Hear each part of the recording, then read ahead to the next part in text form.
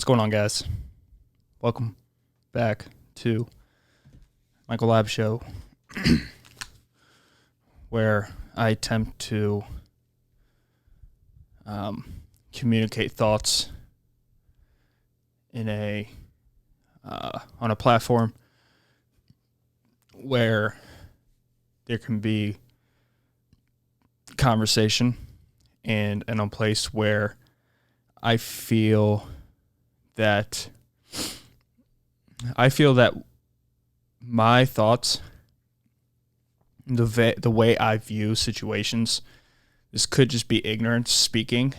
I'm not 100% sure, but the way I view things, I really do feel like is, I try my hardest to get a huge perspective. I think there's two ways to view events. My cactus is completely dead. It's completely dead. Shit.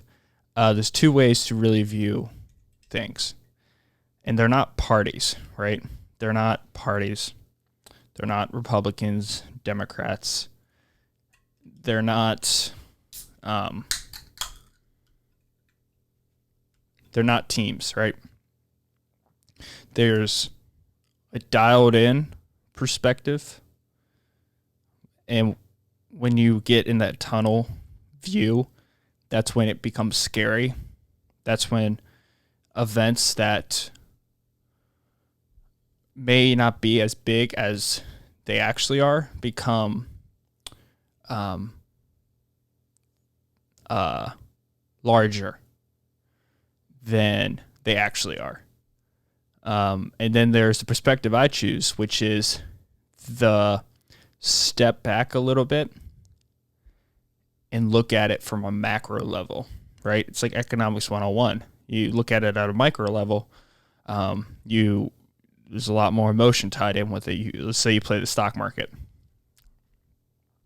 And on the stock market, you are a day trader, right? So all day you're flipping stocks, trying to make a profit, trying to sell stocks at their highest, buy them at the lowest, and you're trying to make, a lot of money. 10% of people succeed. That's the micro. You're dialed in hard, so you see when disaster strikes, and it overtakes your world, right? You feel it literally grabbing and tugging you into it.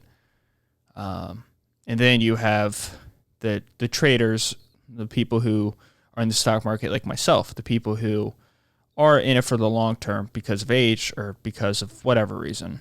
They buy ETFs. They buy stocks, hold them for a long time, and they don't really sell them, ever sell them.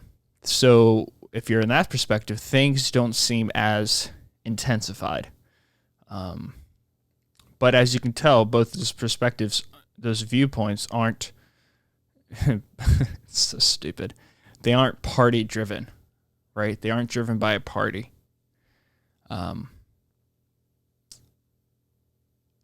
one or the other is not the correct way. They both have their pros and cons. If you are dialed in, you could probably make a lot of change, but you could also freak the fuck out when things don't go right.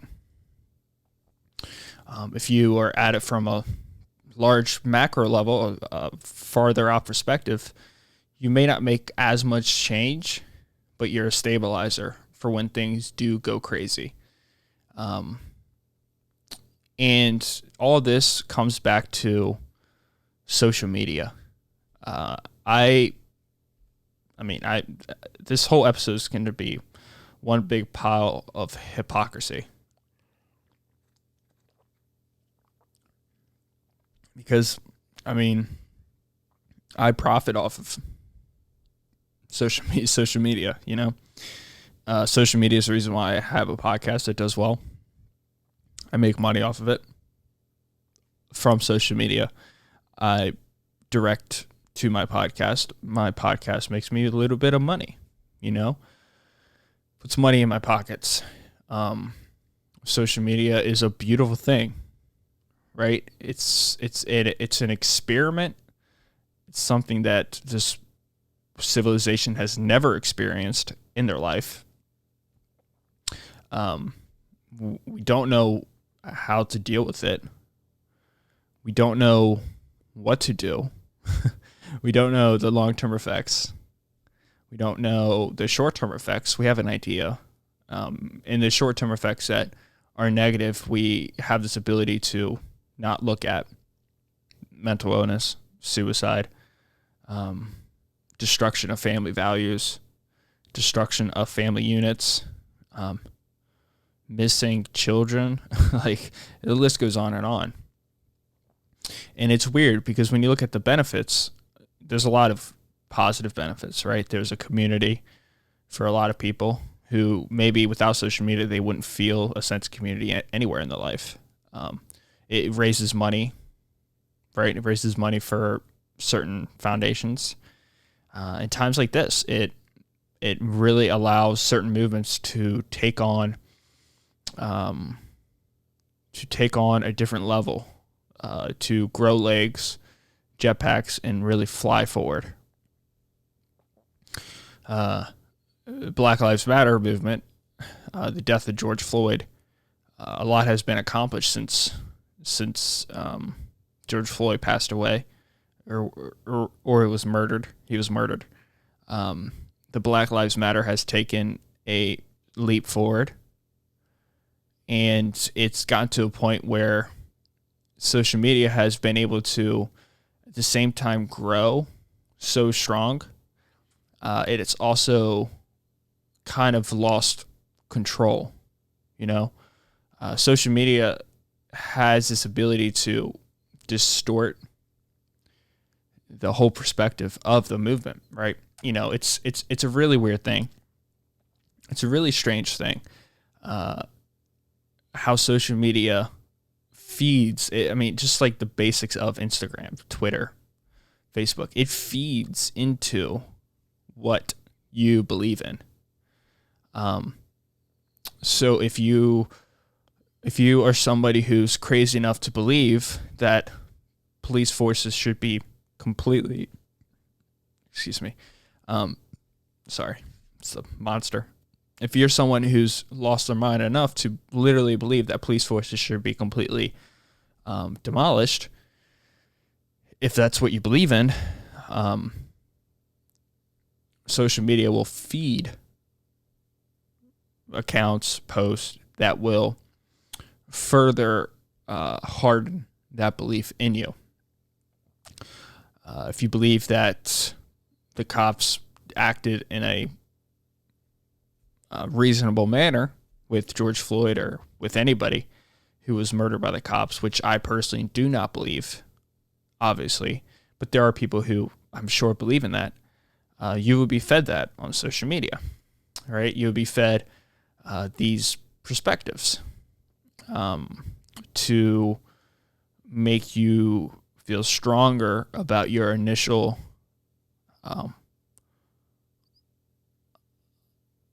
unchallenged opinion. And we know at the basics of knowledge, school, education, the best way to become an educated person and to be a functioning human being is you don't do that. You challenge your thoughts. I'm going to pull up a quote here that I love a lot. Just give me a second. You challenge your perspective. You don't ever allow your perspective to fortify. There it is. You don't allow your perspective to molden into a personality. You force yourself to go in situations where you feel uncomfortable. You force yourself in conversations where you are ignorant on, so you don't talk and you just listen. You surround yourself with cultures and people that normally, not for, that you normally don't go around. And for me, as a white male, I don't find myself around African Americans that often, for many reasons. for where I live, one of them. So what would I do in my situation? Well, I would, and I have been attempting to have conversation with African American friends of mine, and on this, because that in my opinion is the best way to get communication happening, which is the number one mechanism for this thing to come back together, but come back in a fair way, not an unequal way. This conversation has to be the front runner. It cannot be anything else. Violence is never the option. Violence would never solve anything. Defunding the police, in my opinion, is the worst idea you could do. Second worst idea behind completely getting rid of the police. I think these cops should be funded more. I think they should be paid more. I think they should be trained better so when they run into situations like George Floyd, they know how to deal with it.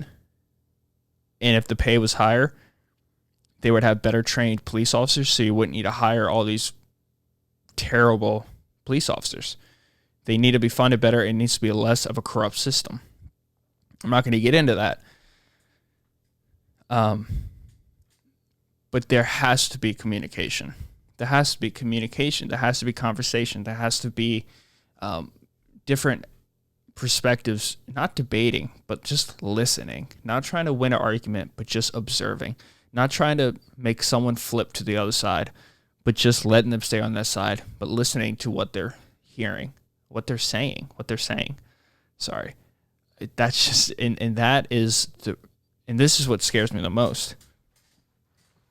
And I put a lot of thought in this. Trust me, I do. Like, I'm aware of speaking out on a podcast. I'm completely aware of the implications that could happen. I am not dumb in that sense. I know my risk I take. But I feel so strongly about speaking on it because there can't be a level of being uncomfortable. There has to be a comfort level. It can no longer be taboo to talk about race. Like, that's so 2019. No, that's it can't be a thing. Because if that's the case, then you shouldn't be allowed to talk about culture. And we all talk about culture. I mean, especially in this country, we have a whole holiday surrounded by a culture that we killed. And I'm not laughing because I think it's funny that we did that. I'm laughing because it's so absurd.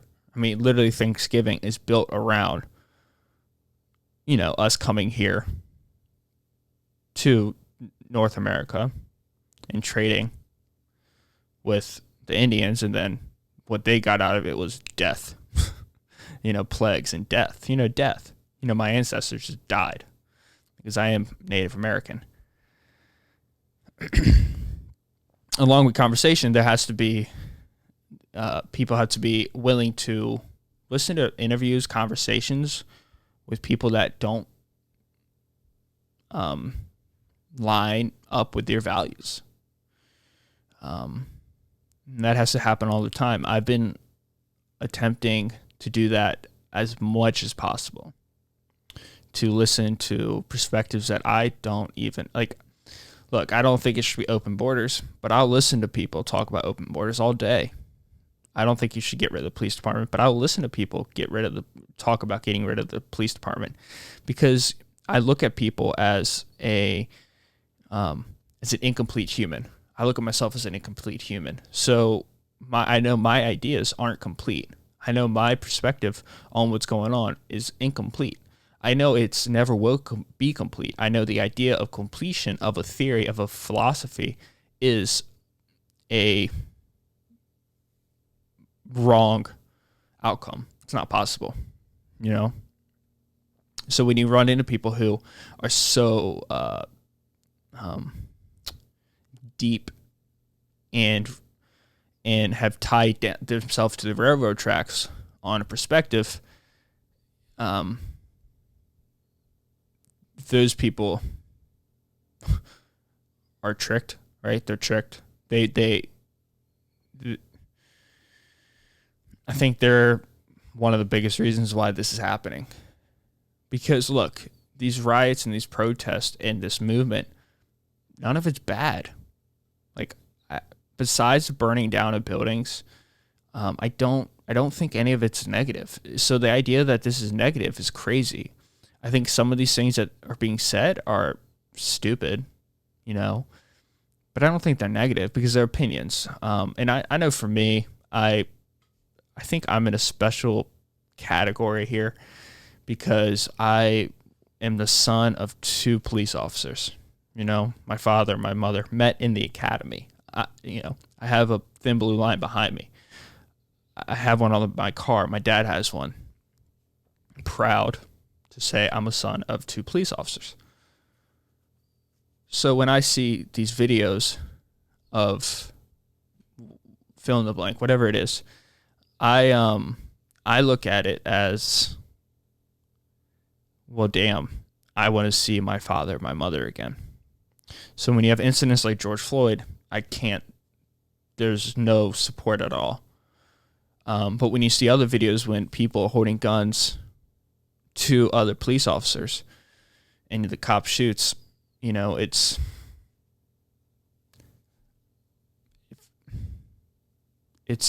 hard.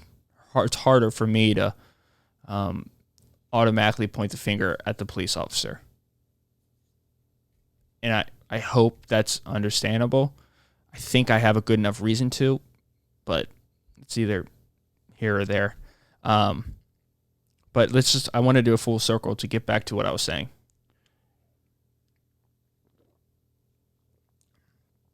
And at times like these, this time would only exist because of social media. The reason why these are the biggest protests ever, the reason why so much change is happening is because of social media, because it can get the message out super quick. It can get it out to, you can contact LeBron James. You can contact somebody who has 0 followers. It doesn't matter. It's so organic. You can just throw messages out everywhere. So they catch on like wildfire, like Blackout Tuesday. It caught on like wildfire. I literally ran, got back into my car, and everybody I followed had a black screen on their Instagram. So it's great for movements, right? It's great for that. But what it's terrible at is honesty. For just as many videos as there are a cop doing the wrong thing, there's just as many videos times 1,000 of cops doing the right thing. So the messages being pushed are confusing. There's a lot of crossing of messages. There's a lot of great things that are being lost in this huge wave of translation of videos to people. And what social media also fails at, so it fails at getting the truth out. It doesn't get the full truth out. It gets out the truth that whatever you're standing behind wants to agree with. Because you can make a case for anything. You can make a case for anything. And by the way, this podcast I'm talking about social media here. I'm not trying to get deep into the George Floyd incident and the Black Lives Matter movement and the protests across America. I'm just using this time in our country to emphasize how I personally believe, as the title says, that social media will be the downfall of the human civilization as we know it. And I use it. So the hypocrisies, like I said already, I've warned you, the hypocrisy in this podcast is crazy. So it fails at sharing a fortified truth. It shares a half-truth, and then it allows fire and jetpacks to get behind it and blow the half-truth up, which is dangerous. That's very dangerous. It's like social media is like a jet that attaches to a half-truth and flies into space, and you don't know where it's going to land. It could land anywhere. It also doesn't allow for conversation. It just doesn't. It just doesn't allow for conversation. You get on Twitter and it's all negative news, right? So you click something and you scroll down and it's everybody just debating, arguing, yelling, pointing fingers, but not sharing ideas with support and having a landscape of conversation. Social media doesn't want that. It wouldn't succeed. It wants anger. It wants conflict. Conflict and anger breeds money, ad revenue. So you got to understand that these platforms are designed to throw rocks. They've created a glass dome around us, right? Because the way that they created a glass dome is that if you say something wrong, or if you've done something wrong, you attack somebody, and it's a mob. So everyone feels like they're in a glass house because you can't say anything wrong. One of the reasons I like the podcast is because I have so many now that I think it's gotten to a point where that I'm not out there to hurt people and to attack people. So if I say something is taken out of context, that doesn't bother me because I know, and you guys know, I'm here to try my hardest to listen and understand people. But social media has created the dome of glass because people are afraid to speak out. But at the same time, the people who do speak out all the time, they can't be taken down. This past weekend, you guys saw Joe Rogan and Joey Diaz. People try to take them out. And at least as of right now, it hasn't done a damn thing. You can't take out people like this. You can't take out Joe Rogan because they pull out these clips of him saying something wrong, but there's 1,500 episodes, and you're seeing growth of a human. And I think that is the ultimate goal that everybody wants to see. It would be beautiful if all racist people grew out of racism, because it's a lack of knowledge. They're dumb people. So it's a beautiful thing when someone can grow, so the idea that you can call out Joe Rogan and try to cancel Joey Diaz just doesn't exist anymore. But for somebody who doesn't speak out that much, and let's just say is an actor or is a movie star, and they get called out for saying something, since their whole life they've said what they had to say to get another role, because that's what Hollywood wants, they can't speak out, because the moment they start speaking out, they get shut down because they don't have their own thing.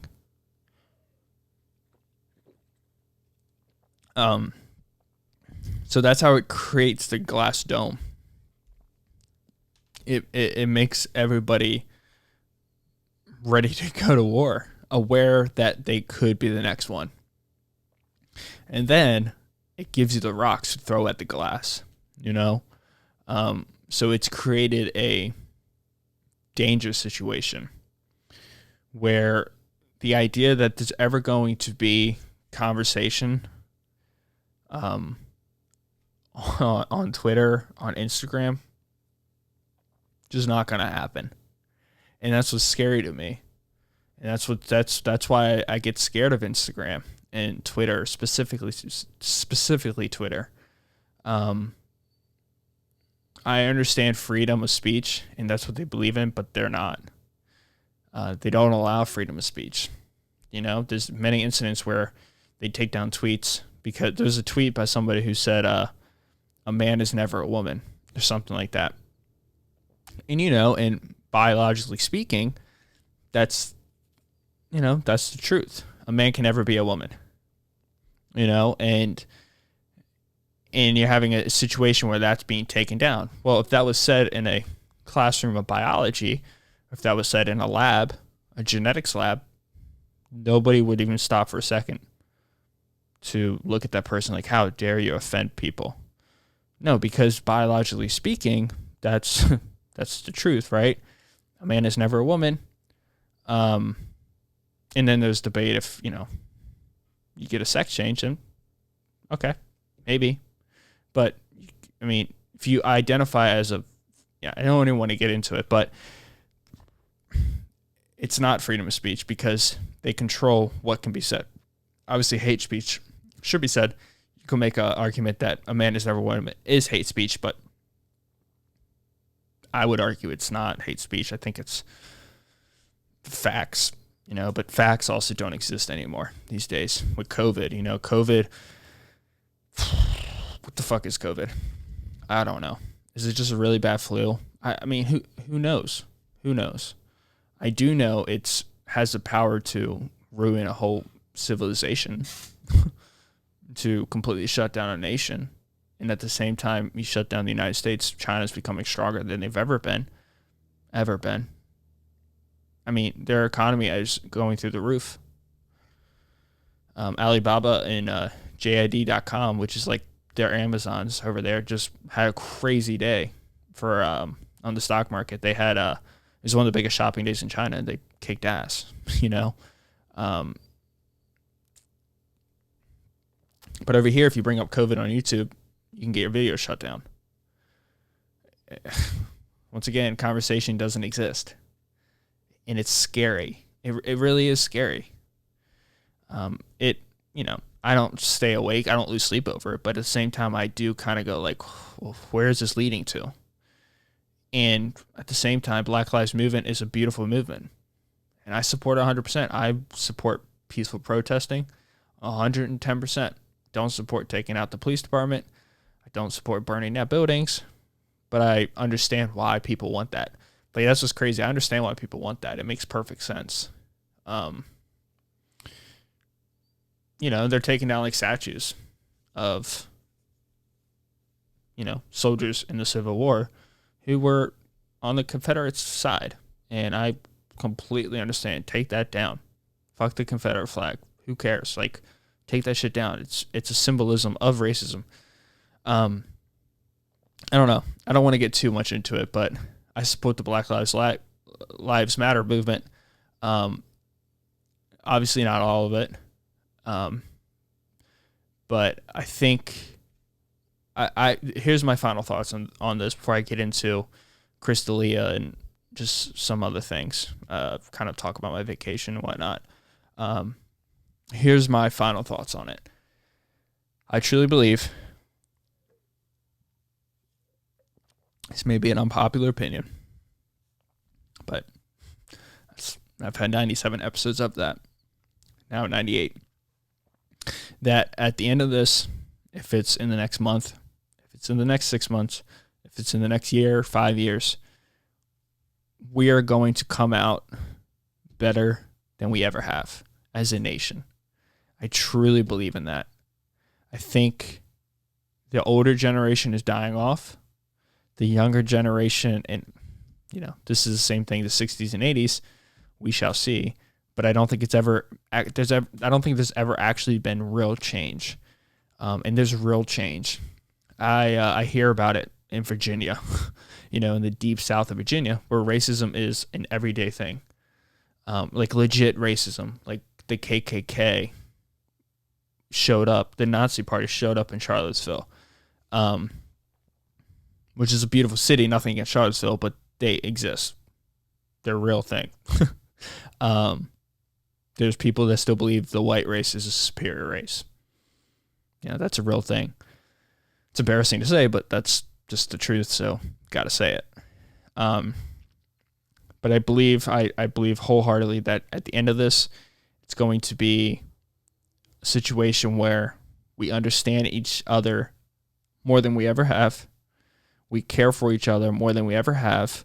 We have the uncomfortable conversation that lets everybody understand each other, because until we have the uncomfortable conversations, we will never understand each other. We will learn to educate ourselves on what we don't know about other cultures, learn about other cultures, listen to other cultures. We won't be dumb. We won't fear anymore. And altogether, the police officers will become better trained, better equipped. They will be paid higher. So there's not a bunch of, scumbag trying to be cops. There will be leadership. There will be real leadership, and everything will be okay. Everything will be okay. Voices that have never been heard are being heard. That's the ultimate success of this, is that minority voices are being heard. And that my friends, is what I think is the ultimate goal of this movement, is for voices to be heard, to make change, and to be accepted and listened to. I'm going to end this segment on this quote. I love this quote. It's by Fyodor Dostoevsky. He was a Russian writer, poet. He wrote a book called The Gulag Archipelago. Just want to make sure I say his name right. Gulag Archipelago. Okay, got it wrong. It's Alexander Solzhenitsyn.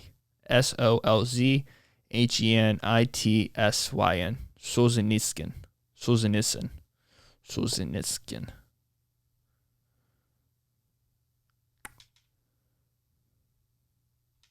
Or maybe not. Hold up.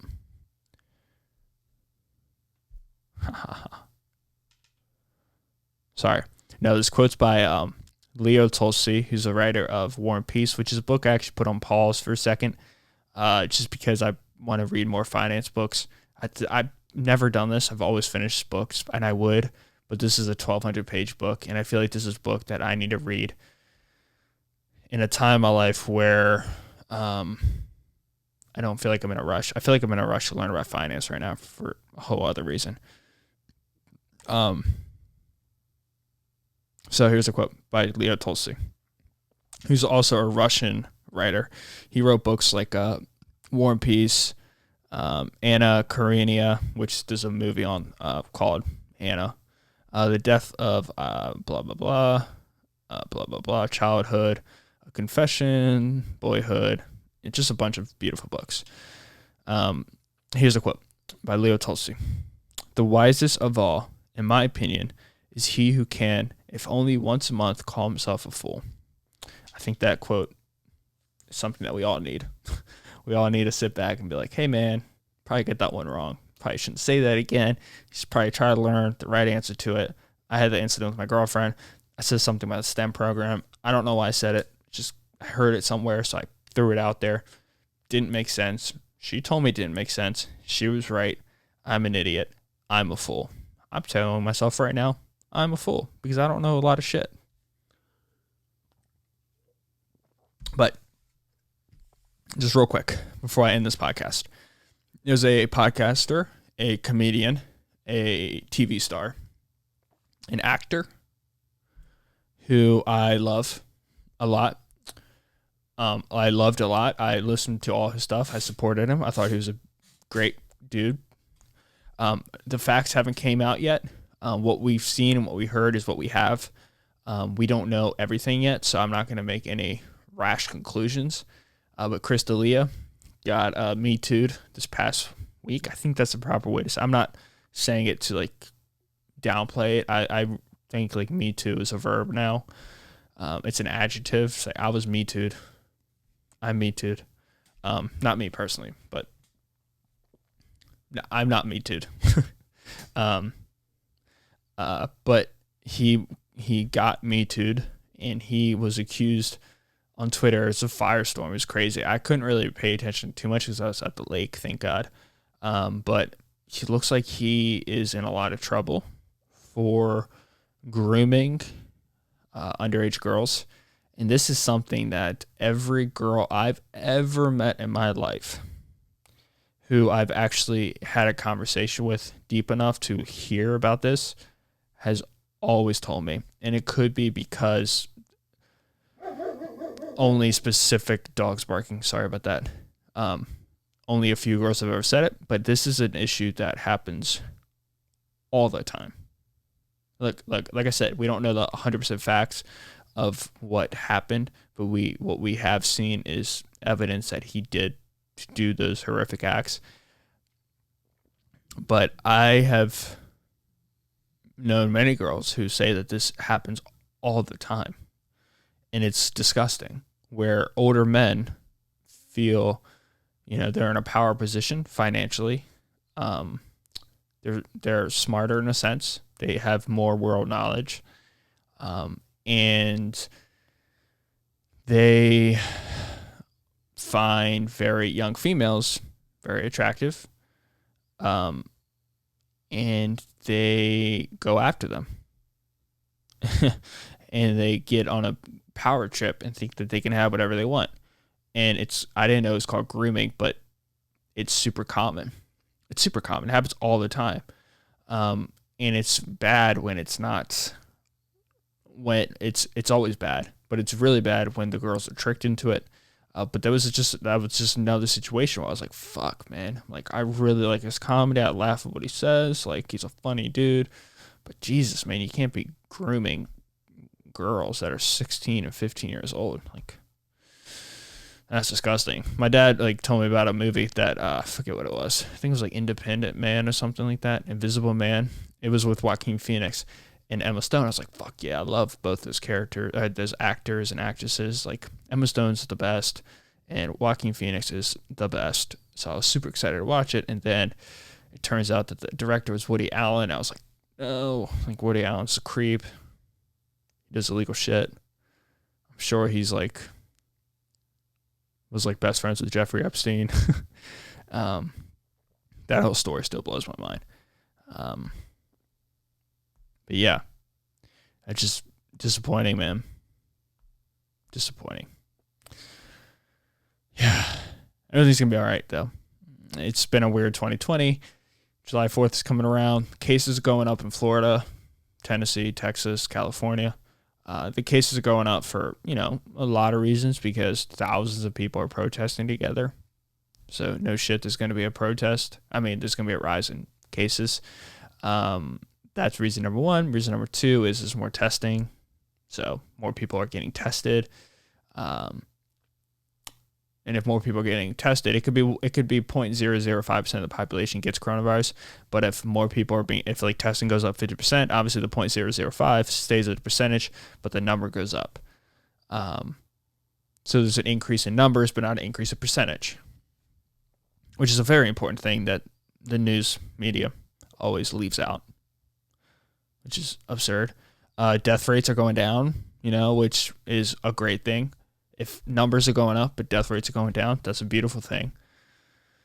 What else was I going to say? Oh, yeah. Younger people are getting it now, which is a bad thing. It's like, well, that's not good. But it's the same percentage. Once again, it's just more people are getting it. Also, young people are going back to work. Employment's going back up. I think it jumped like 3% from April to May. Or May to June. It went down like 3%, which is awesome. Like 18 to 14% or something like that. My numbers could be completely off, which they probably are completely off, but not a factual podcast. So if people are going back to work, going back into society, so there's gonna be more interaction. I mean, just think about when you go to work. You obviously go to your job all day with people, parking, walking through the parking lot, go in the grocery store afterwards, going to like a get together for your work friends. You do that 5 days a week, get together with people 2 days a week, 3 days a week. You're going to run into more people. Obviously, cases are going to shoot through the roof when that happens. I hope herd immunity. I hope, it would be the best situation if 340 million people got it, the whole country, but the death rates barely went up. So we could just all have it and our bodies can just deal with it. And then the vaccine comes along and we get the vaccine pumped into us. But we got to be careful when the vaccine does come around that the vaccine police doesn't start making accusation that the coronavirus thing causes Down syndrome or autism or some crazy shit like that, because then that's dangerous. That's not what you want. I guess I'll talk about my trip, my vacation in the next episode. I don't think I really want to talk about it here. I don't want to go too long. But my overall message is this. Everything's going to be okay. Things are going to work out for the better. We're learning a lot. This was eventually going to happen. Social media has allowed this to happen. But at the same time, social media could easily be the end. It could be the root cause of evil for everything in the world. Because if you're a sick person, you just get those sick ideas just shot through the roof again. if we don't come to the conclusion as a society that the best way to fix this or to manage this is to throw ideas off each other, communicate, converse with each other as much as we can, then we're in deep shit. One thing, I did come back from vacation actually weighing lighter. It's always about numbers with me. I always talk about my weight loss. I shouldn't do that, but I do because I'm obsessed with it. I love numbers, dude. I put something up on my Instagram story, which is gone by now, but it's on Lex Fridman's page. It's the coolest thing ever. Go ahead, check it out. But yeah, guys, that's all I really have to say for this episode, for this podcast. It's episode 98, 2 away from 100. That's mind-blowing. That's like 80 hours of me talking. It's like over 3.5 days, 3.25 days, 3 days and 8 hours of me talking about who knows what. There's thunder in the air. There's a thunderstorm coming in. I hope my power doesn't go out. I love you guys. Thank you so much for listening to the Michael Lab Show. If you guys are listening on YouTube, make sure you like, subscribe, comment, do all that stuff. If you're listening to an audio platform, make sure you give it a rating. We're almost up to 250 ratings. Stream it as much as you possibly can. Tell your friends and family about it. Rate it. Show some love. Subscribe to it. Thank you guys so much. I'll catch you guys in episode 99. Peace out. See ya.